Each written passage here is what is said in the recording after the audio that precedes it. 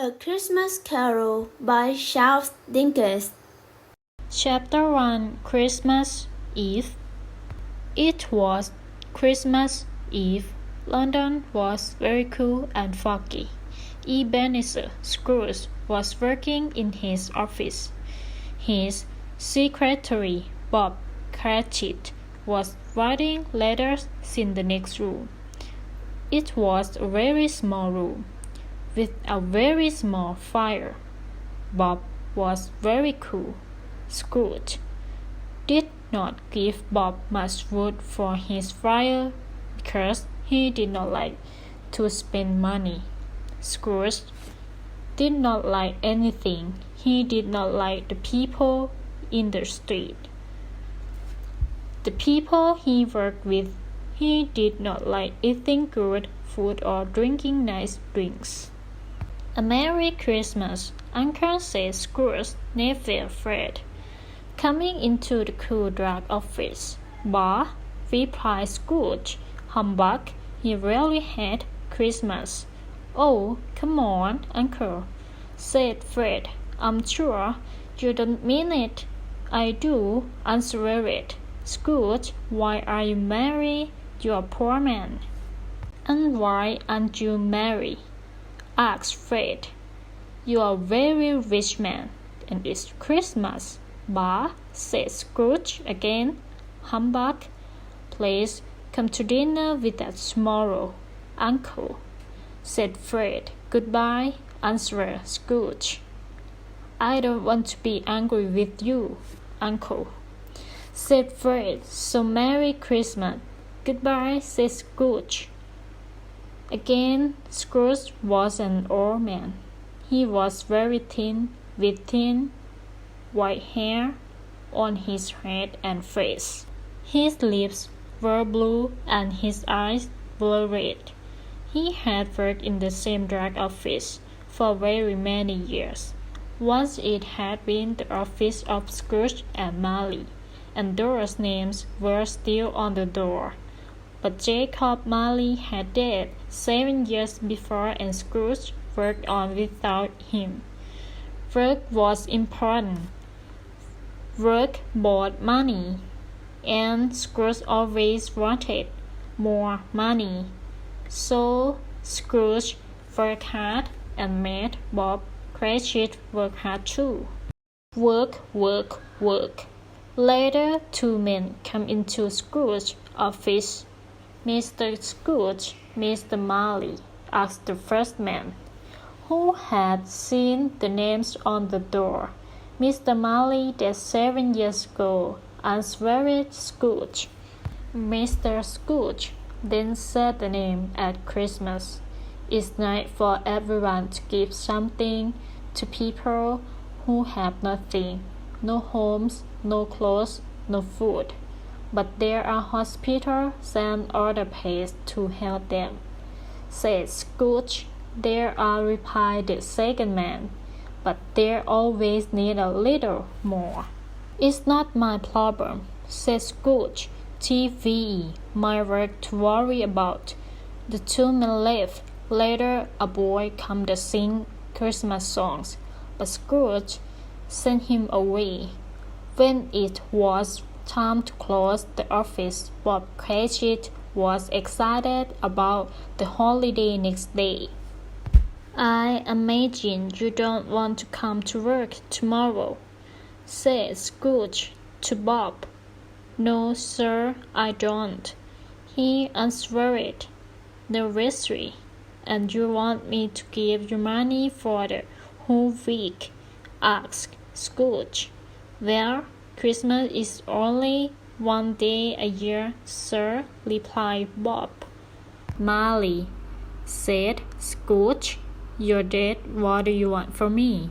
"I'm a ghost," said Marley. "I've been traveling since I died." "Why?" asked Scrooge. "Because I'm unhappy," said Marley's ghost.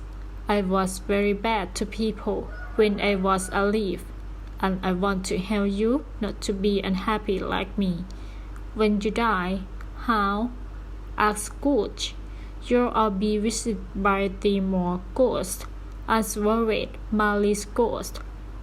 Chapter 2 The First Ghost.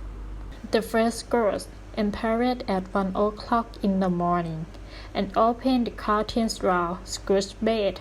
The ghost was an old man with long white hair. He wore a short, brilliant white dress with a brim, bell and a string thing at Christmas. Summer flowers along the bottom. His arm and leg were bare, and in his hand he had the bunch of green holly. "I'm the ghost of Christmas past," he said. "Whose past?" asked Scrooge. "Your past," answered the ghost.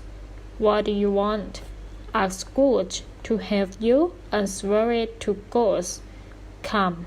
Scrooge got up from his bed. Together they flew toward the wall, and London disappeared. Scrooge saw they were looking at the place in the country where he had lived as a boy. They saw many boys going home across the fields, happily shouting, "Merry Christmas," to each other. Then they saw Scrooge as a boy, reading his role in an empty classroom. Seeing himself as he has once been, Scrooge sat down at a desk and started to cry.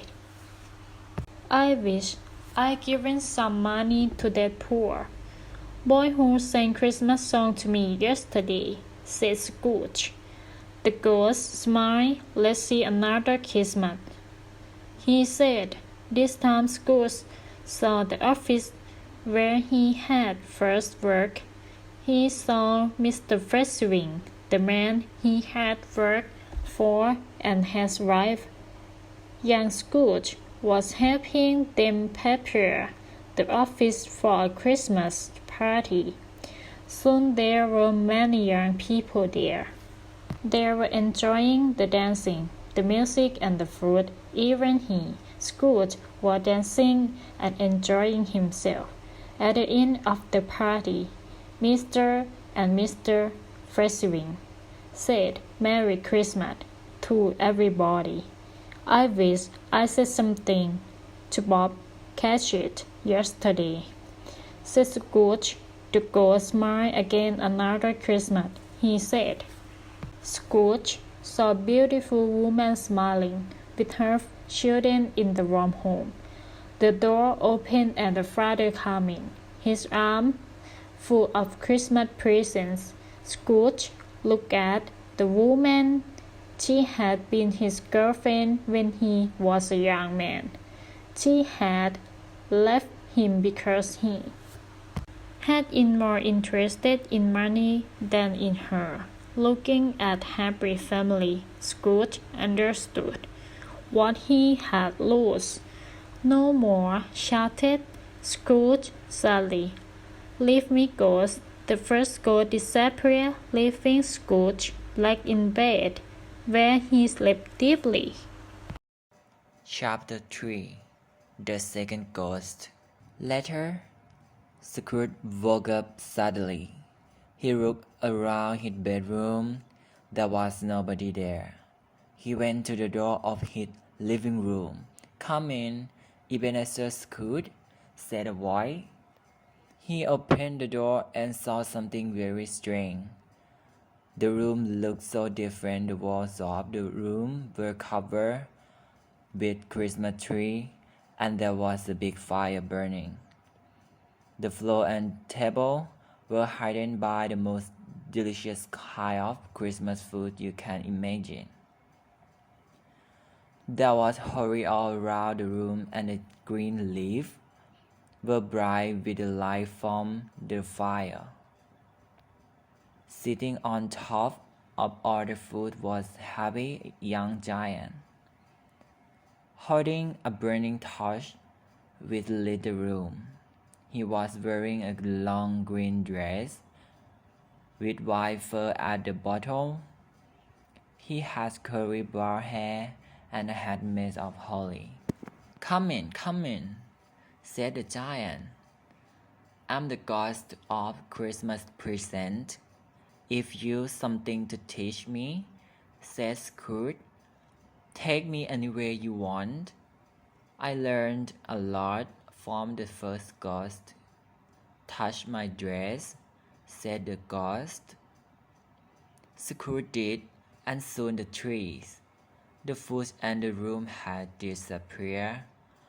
Scrooge found they were working in a London street on Christmas morning. The shops were full of lovely things to eat. Everyone there was happy. The ghost took him to the Crash's house, where they were preparing their small Christmas dinner.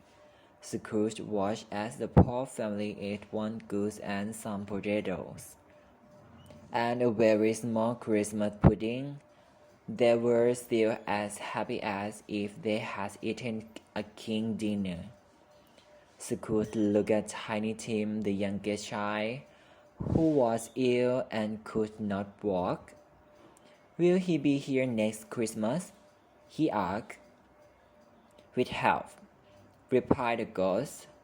They left the Crash's poor but happy house and walked through the snowy streets of London. Everyone was going out to evening parties with their friends and family. Suddenly, they were in a cool grey, empty place. Scrooge and the ghost looked through the window of a small house. Inside there was a big family in a small room. They were all singing Christmas songs together. They were very happy. Who are they? asked Scrooge. They are poor miners, said the ghost. People who work hard inside the earth will live on. The ghost took Scrooge back to London, to Scrooge's nephew, Fred's house, where there was a big party. Fred was telling everyone about his visit to his uncle. When I said Merry Christmas to him, he replied, Humbug, said Fred. Everyone laughed. He rich, said Fred, but he doesn't do anything good with his money and he doesn't enjoy Christmas Day.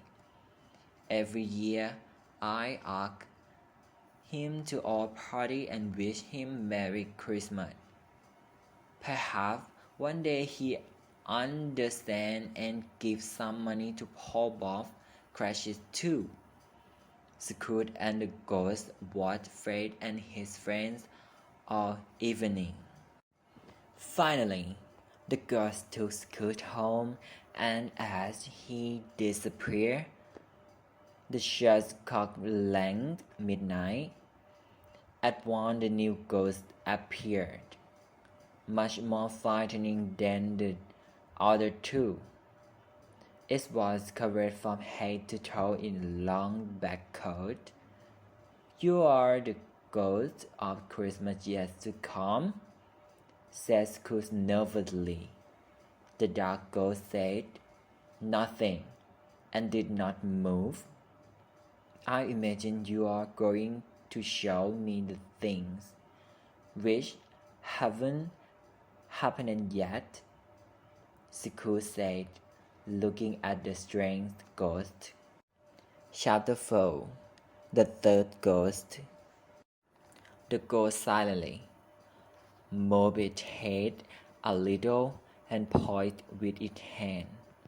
Scrooge suddenly found himself in the middle of the city of London. He saw many of the people he worked with every day, hanging, buying, and selling money. The ghost stopped and pointed to some men standing together talking. I don't know what's happening. I only know he dead, said the first man. What's he done with his money? Asked the second man. He did give it to me, said the first man, laughing. His funeral will be very chic, said another man. Why? Asked the second man. He has no friends. Nobody will go, answered the first man. Scrooge did not understand why the ghost wanted him to listen to this conversation, but he knew the ghost did not answer questions, so he did not ask. He looked around trying to see himself, but on the corner where he usually stood at this time, there was another man doing business. Next, the ghost took him to a bad part of London which he had never been to before. The streets were small and dark and full of the poorest people. They went into a dirty shop full of every horrible old thing you can imagine. Metal, bond, books, corsets. Scrooge watched as the people bought things to sell to the shopkeeper. They were from the same date man's house. The first had some small things, bottle and a pencil case. He doesn't need this now, said the first woman, pointing to the towel, silver teaspoons, and boot she has. Took Joe, said the other woman, showing the best curtain and blankets she had taken from the dead man's bed. Is this shirt from the dead body? Asked Joe. Yes, she answered. He doesn't need a new shirt now he's dead. This could happen to me when I die, thought Scrooge. Suddenly, Scrooge found himself in another terrible room. It was very dark, with just a little light coming through the window. There was a bed with no curtain on it, and on the bed a dead body covered by a sheet. The ghost pointed to the body, as silent as ever. Scrooge looked. Who was this dead man? Why were there no friends or family there to cry over the body, to feel sad that he had died? The ghost still pointed.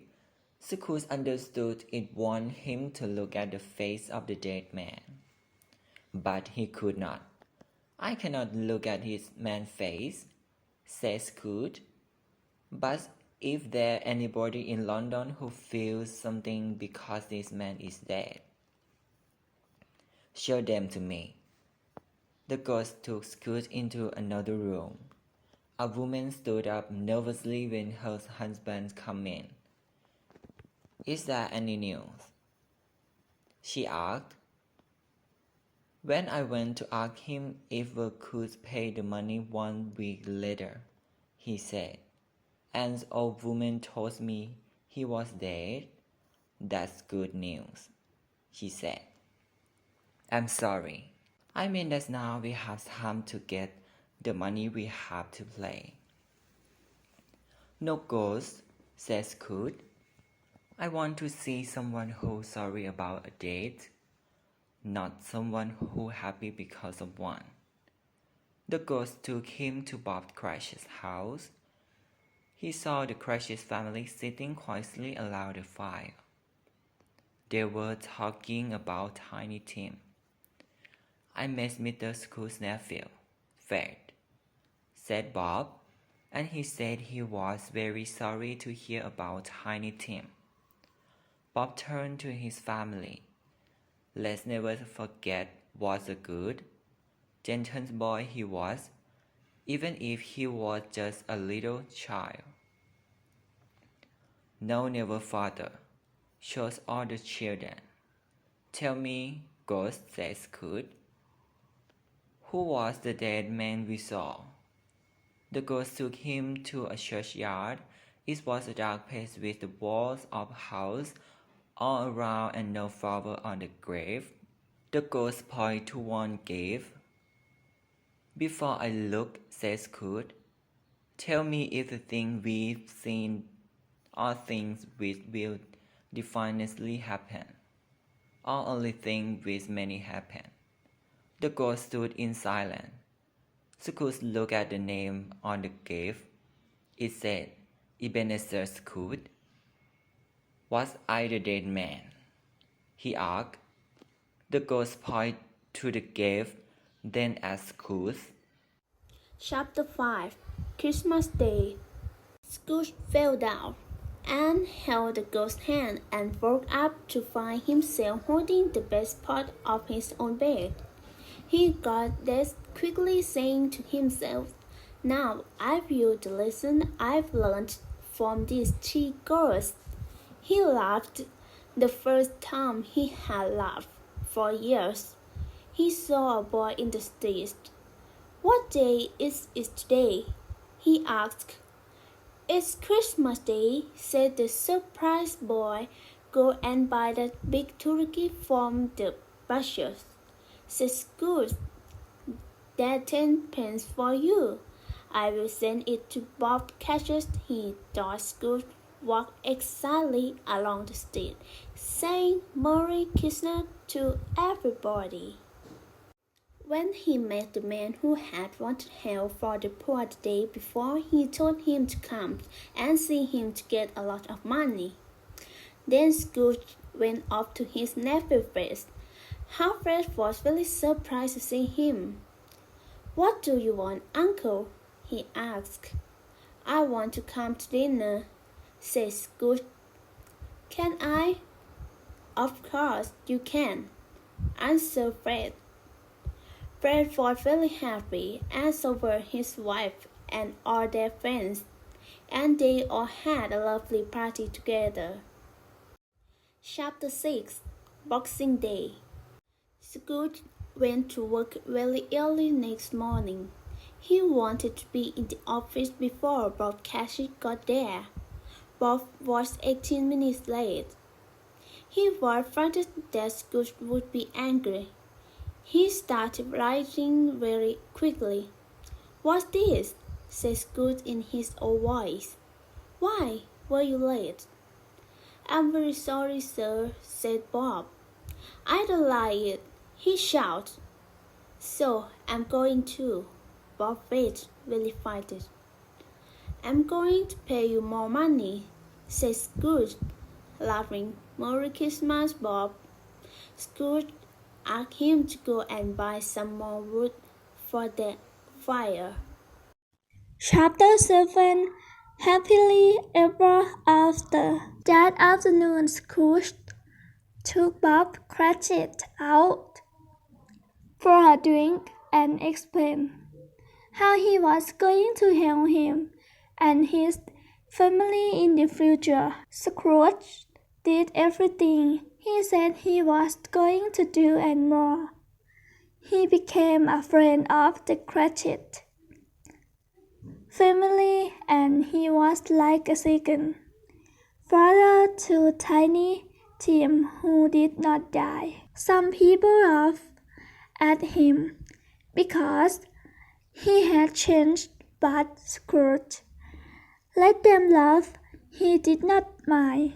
He knew that there are always people who laugh when good things start happening in the world.